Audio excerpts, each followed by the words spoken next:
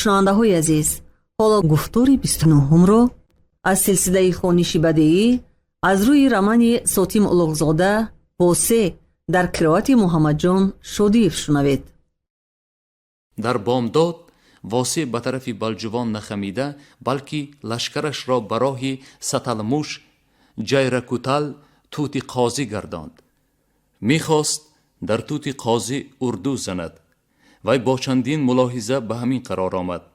аввалан лашкари парешон шударо ҷамъ карда андаке ҳам бошад ба низом даровардан лозим буд.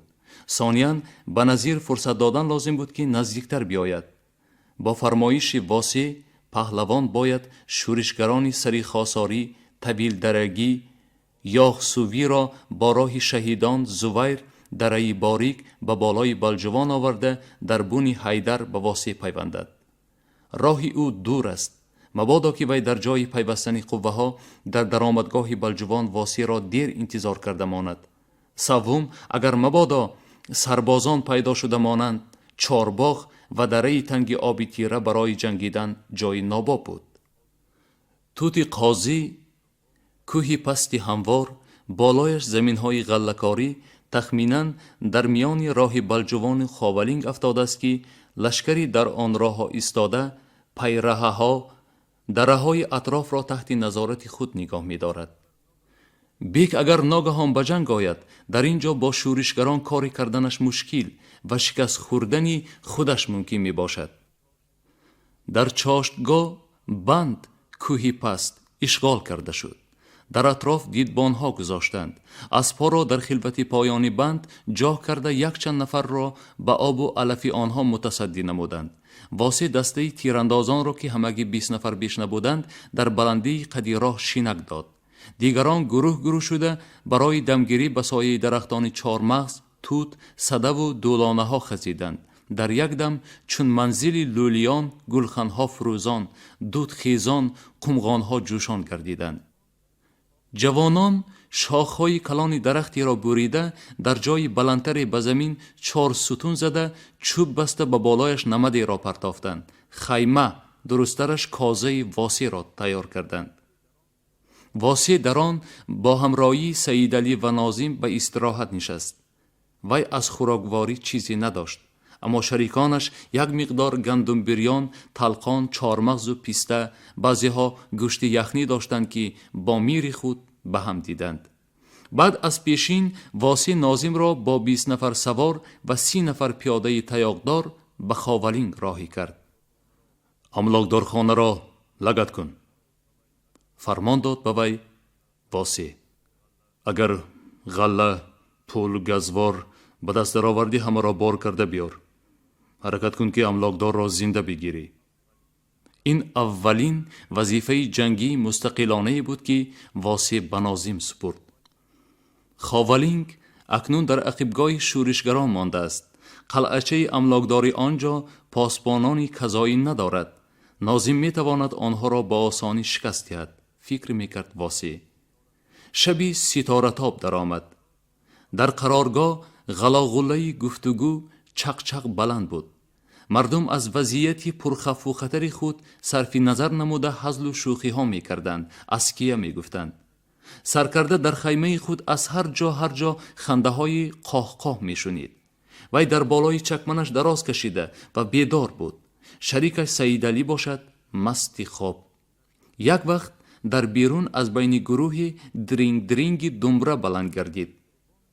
гулқурбон ном ҳофизи хамӣ дар давраи калони сари гулхан нишаста думбураашро соз мекард. баъд овози ҳалқумии соф ва баланди мақоми синахароше оғоз ёфт. ҳофиз таронаи наверо ки аз афтикор худаш баста буд мехонд. ай ҷавру зулми мирон, гардида мулк вайрон, ҷазир гаштанд фақирон, чӣ шӯрай ин дар майдон. ай қир шидан фақирон, дайро ҷӯшид чун тӯфон. гулқурбон баъди ҳар банд нақороти суруди шӯришгаронро ҳар бор каме дигаргун карда месуруд. чунончи рӯзи ғазост имрӯз, ҷоно фидост имрӯз, ғавғои рӯзи маҳшар بر فقراست امروز. خلقی به حافظ گرد آمده سرودش را در غایت خاموشی گوش می کردند. واسه خیسته چکمن را به کتفش پرتافته به دوره سری گلخن رفت. زود از پهلوی حافظ جای خالی کرده او را نشاندند. حافظ تا رفت طبعش مانند چشمه های دیارش سرشار شده با یک خروش طغیان دل نغمه می کرد. چهره های سامعان جدی، چشمها بدور یا با آتش گلخندوختگی مثل این بود که همه یک باره غرق فکر و خیال گردیدند، گویا که اکنون یک باره به فهم جدیت و بزرگی کاری پیش گرفتهشان رسیده در حیرت و اندیشه ماندند. در پایان سرود واسه متأثر شده به حافظ منتداری بیان کرد. شاد باشی دادر، اصلا کم نشوی. با ترانت به دلهای ما قوت دادی. شب آرام. در آسمان بیکرانه ستاره های بیشمار می درخشیدند. جا جا در بین سبززار سیاهتاب دامنی تلها چراغکی کرمی شبتاب چشمک می زند. چراس حشارات آرمیده و گاه گاه گفتگوی پستی قراولان و یک تا نیم تا آدمان شب زنده‌دار شیعه اسبان به گوش می رسد. زورق رخشان ما در بحر اخضر فلک شنا می کند. واسه از خوراک سید علی دیرگیر شده رخت خوابش را از کازه بیرون کشیده است. خواب ناآرامی که ساعت چشمانش را پوشانده بود اکنون از وی گریخته جایش را برای خیال و اندیشه های پریشان خالی کرده است. بر روی سبزه تر پوشناکی دراز کشیده واسه واقعه های 3 روز آخر 3 روز پس از جنگ مزار دادرک را از نظر خیال می گذراند، تحلیل می کند، به معرضی محاکمه می کشد. خیالاً گلخنی عظیمی بالای سرسقاوه را به پیش نظر می آورد. شب دوم غلبه مزار دادرک وی با یارانش به سرسقاوه برآمده کنجاله و هیزم فراوانی را با آنجا کشانده تل زده الاو سر داد. این گلخن همان علامتی بود که وی پیدا شدن آن را به فقیران وعده کرده بود. شعله گلخن از بلجوان گرفته تا سری خاصار و طویل دره به همه قشلاق‌ها نمودار است. جایی که آن نمودار نیست با فرمایش وی اهالی در بلندی ها دیدبان های مخصوص گذاشته بودند تا که از علامت بیخبر نمانند. گلخن بالای کو بیرق شعله‌ور واسی بود. خطاب تابناکی بود.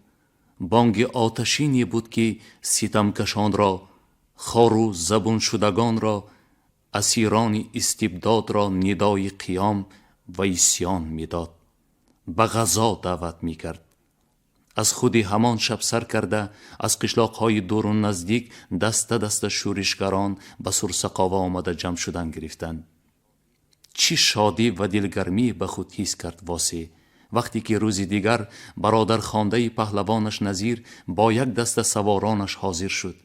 وی دشمن شخصی خود املاکدار سری خاصا را اسیر گرفته به خود سعیز کرده آورده بود. عملدار سابق متکبر به هر فرمان نظیر مطیعانه خوش گفته اسب وی را آب و جو میداد، قشاو میکرد، لوندان زین میزد که واسه حاضر این را به یاد آورده خنده‌اش گرفت. از مصلحت های عاقلانه برادر خوانده‌اش وی بار دیگر به دانایی و دوراندیشی نظیر تن داد. مصلحت اولین نظیر این بود که هرچی زودتر به توغه کولابی آدم فرستاده برای او را به طرف خود کشیدن حرکت باید کرد. توغه دزدی راهزن باشد هم چی باک؟ وی از وجه 3000 سر گوسفند لقی ها که میر بلجوان به غارت برده بود از میر علم زده است. دشمنی میر است، بنابراین برای از دشمنش قصاص گرفتن به واسه مدد رساندن هم عجب نیست. واقعا هم نظیر راست می گفت. خوب فکر کرده بود. این چیز به خاطر واسی نرسیده بود. واسی فوراً از جمله یاران صادق خود آدینه بچککانی را به کولاب به نزد توغی راهی کرد. آدینه پگاهی دیگر خودی توغی را با 12 نفر آدمش به پیش واسی گرفته آورد.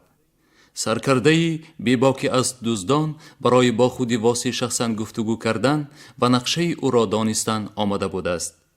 در نتیجه مذاکره توغی راضی شد روز هجوم به بلجوان با 200-300 نفر هم قبیله خود به مدد واسی بیاید، ولی به شرطی که واسی هر غنیمتی که از غله، پول، چارپا در بلجوان به دست آورد نصفش را به توغی بدهد. واسی در اندیشه ماند، اما نظیر به وی مصلحت داد که قبول کند.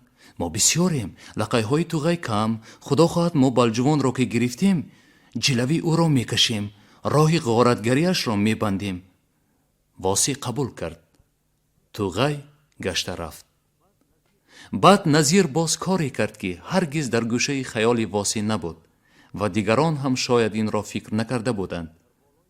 در بالای سرسقاوه خلق را به گرد گلخن جمع کرده نظیر از لنگه چکمن سفید نو، فوته و شمشیری را برآورده به بالای خرسنگی کلان برآمد و به شورشگران خطاب کرد. مسلمانان،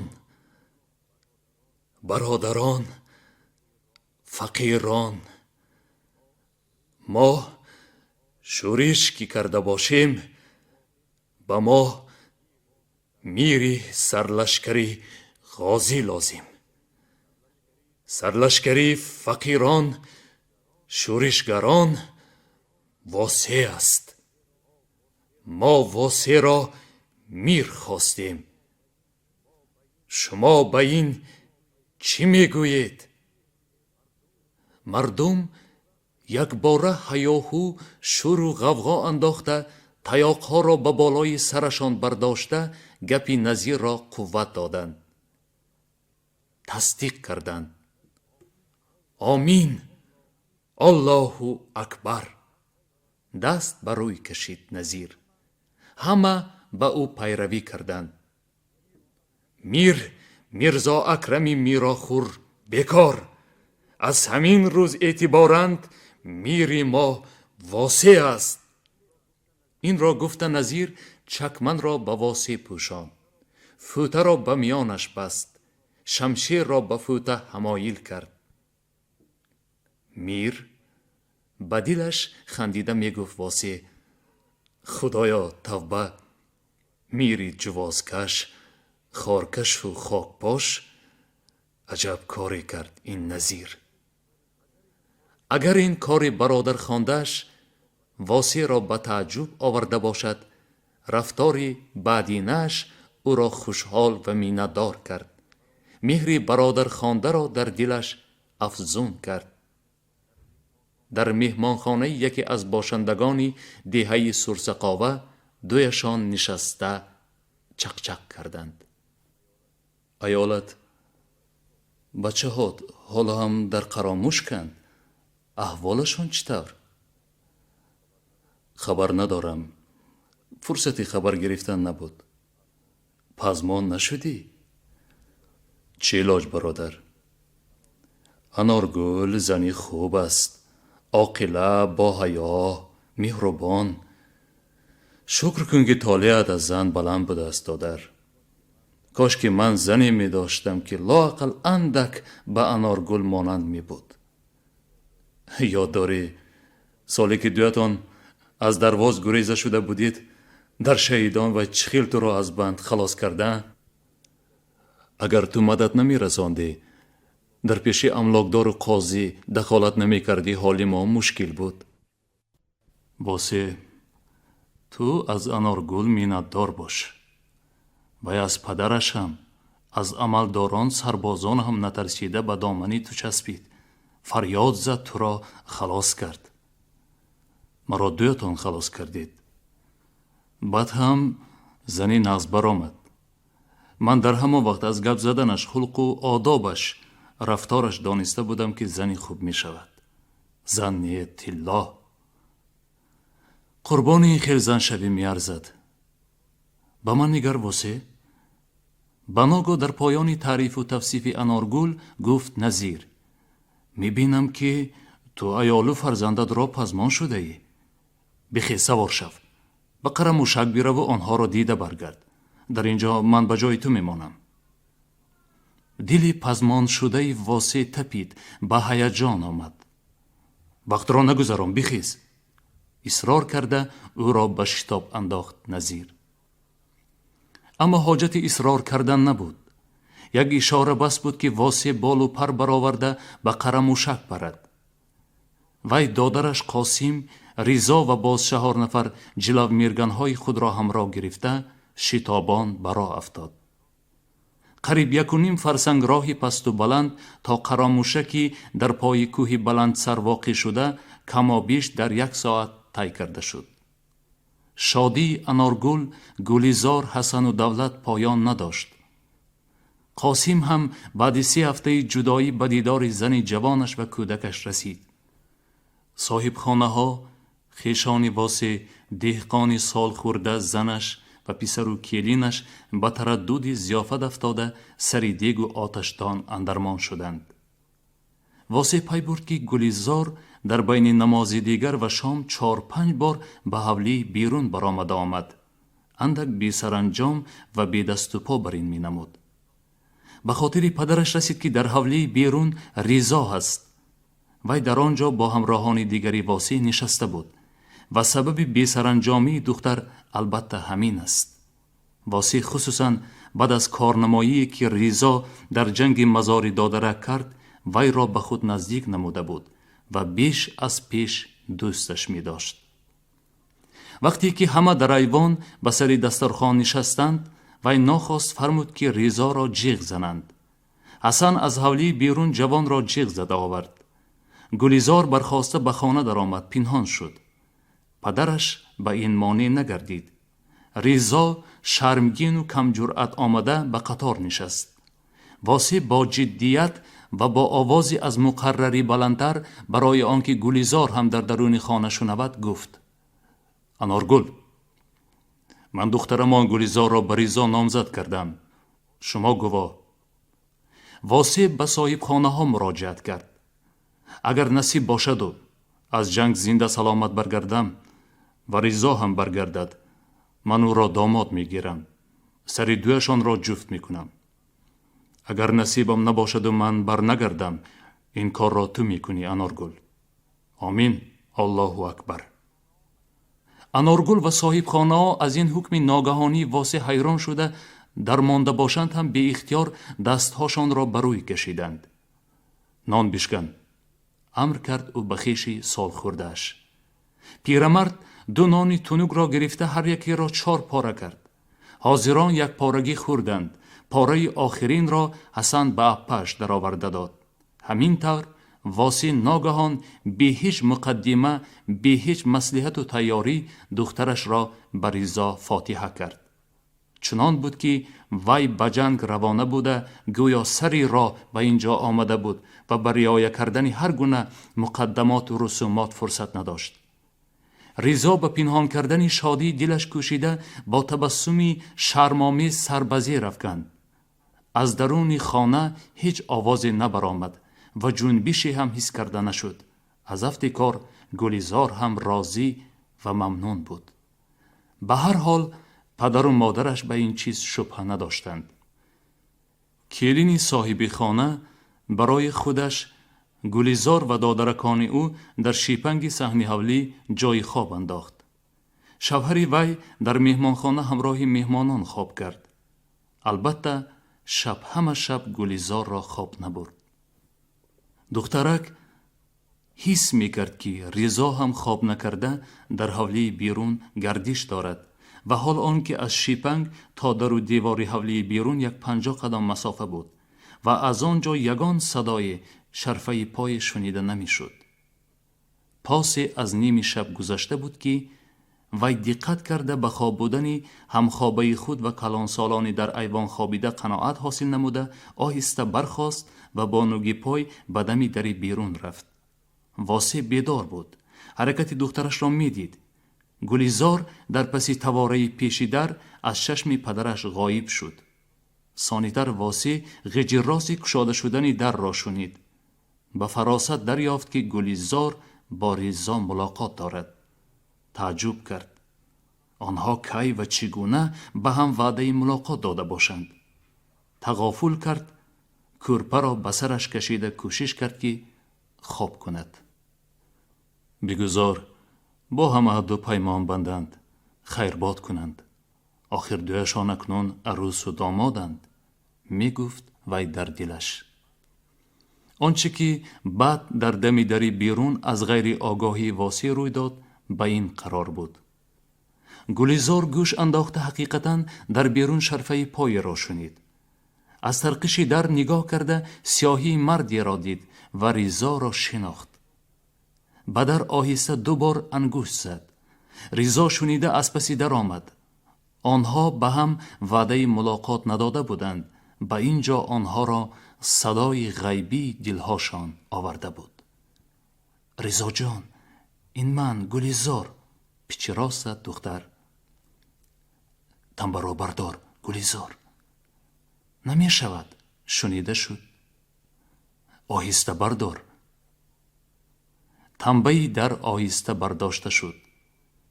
دری خشک چوبین غیجی راست زد. اما ریزا در این لحظه هیچ چیزی را نمی شنید. وی محبوبه و عروس خود را محکم در آغوش گرفته مهر بوسه های گرمی پی در پی را در لب و رویش پخش کرد. این ملاقات 2-3 دقیقگی بی سخن و بی صدا گذشت. چه جای سخن؟ آیا سخنی کلمه در زبان هست که این همه حسیات آنها را ifade کرده تواند؟ آنها در این دم همه را فراموش کرده فقط حرارت بدن و گرمی نفس یکدیگر را حس می کردند و بس.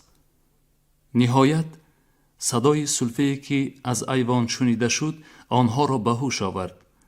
گلیزار خود را از آغوش ریزا آهسته جدا کرد و او را سبک تیله داده فهماند که اکنون برا من در را محکم می کنم.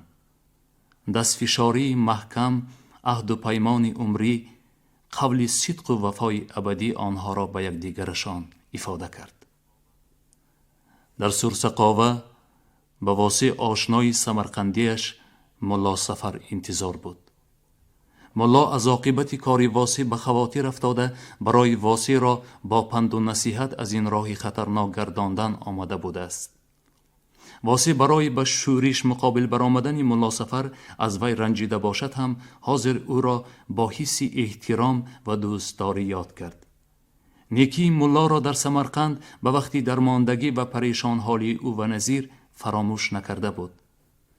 مهمانی 2 ماهه در حجره عاریتی ملا هر سه‌شان را با رشته محکم دوستی به هم پیوسته بود.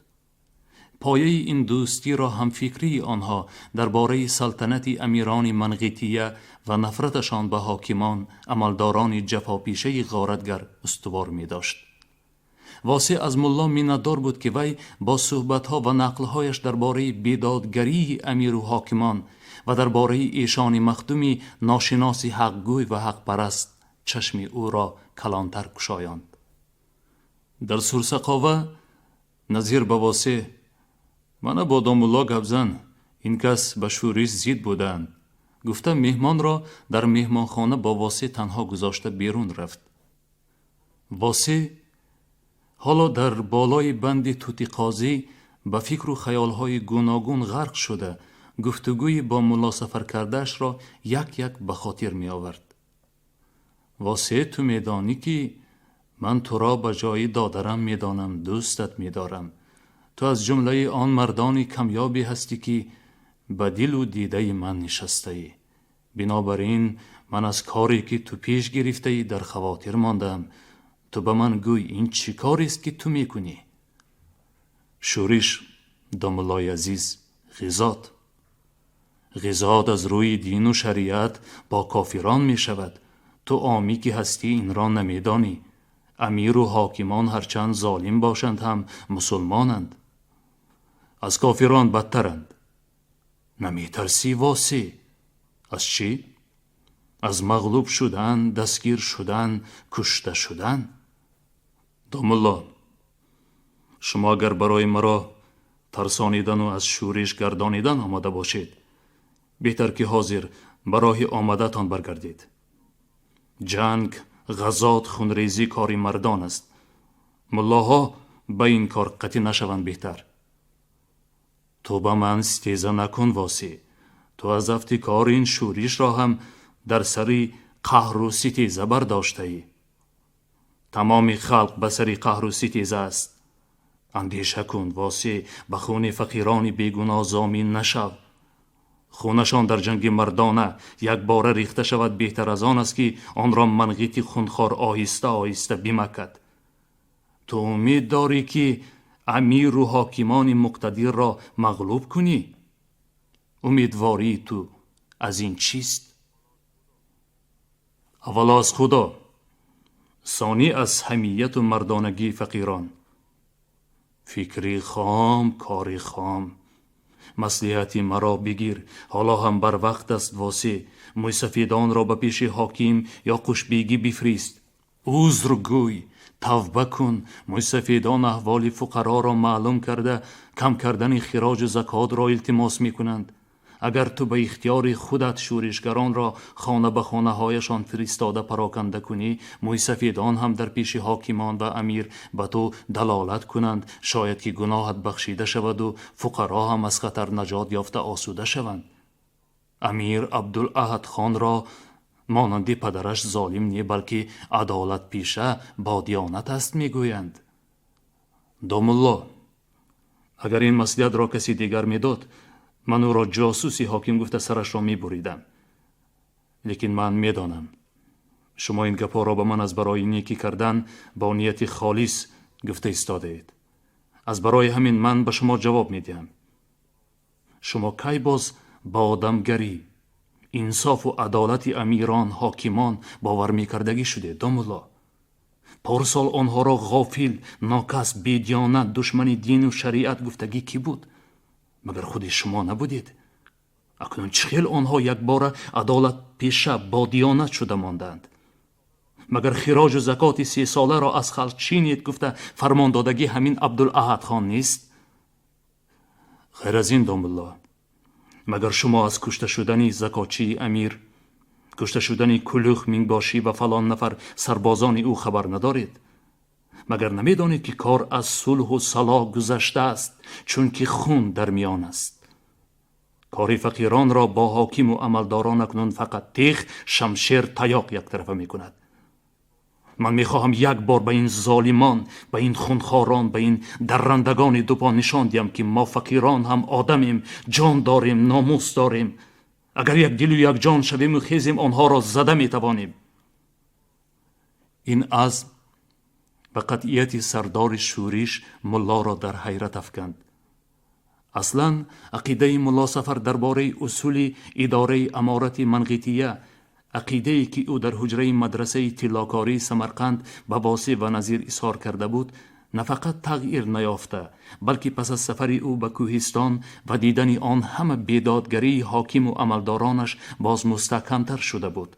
اما وی ملای رحمدل، نیکخواه، بی آزار از کشاکشی می ترسید. کشاکشی که بیشک و شبه سربازان امیر و حاکمان به عمل خواهند آورد. پیرمرد می اندیشید که شاید به این شورش پرخطر هم به طریق صلح و صلاح قانع گردانیدن طلبات فقیران ممکن بودگی است. به غلبه مردمان بی سلاح و نظام بر سربازان مسلح نظامی باور نداشت، ولی از گفتار واسع به خوبی حس کرد که در واقع فقیران را غیر از شورشی هرچی باداباد چاره دیگر نمانده است. وی مایوس شد، سر به زیر افکنده چشمانش را پوشید، سکوت کرد، دمش به درونش غلطیده ماند. نصف روزی واسع و یارانش ملا را با عزت و اکرام به سر خاصار گسیل کردند. وقتی ودا ملا در بالای خرش نشسته 2 دست برداشته واسع را دعا کرد. الهی ظفر یابی، به مراد و مقصدت برسی. آمین. الله اکبر. شما گفتار 29 را از روی رمانی صوتی ملغزاده واسع در قرائت محمد جان شودیف شنیدید.